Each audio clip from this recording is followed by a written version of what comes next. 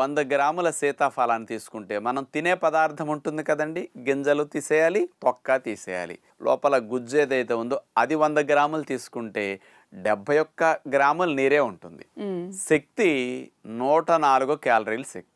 Okay. సపోటా, మామిడి ఇవన్నీ చాలా తక్కువ సీతాఫలంతో పోలిస్తే. ముఖ్యంగా ఇందులో 25 గ్రాముల పిండి పదార్థాలు ఉంటాయి. కొవ్వులు 0.6 గ్రామ్స్, కొవ్వులు అసలు ఎక్కువ ఉండవు. మాంసకృతులు 1.7 గ్రాములు, 2.5 గ్రాముల పీచు పదార్థాలు ఉంటాయి.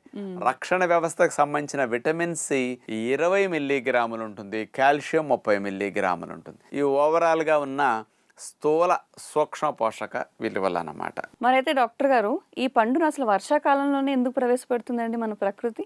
మరి వర్షాకాలము అంటే రకరకాలుగా అంటువ్యాధులకి పెట్టింది పేరు. అవును. ఇన్ఫెక్షన్స్ ఎక్కువ వచ్చే అవకాశం ఉంటుంది, రక్షణ వ్యవస్థ పెరగవలసిన అవకాశం ఉంటుంది. కాబట్టి ఈ వర్షాకాలం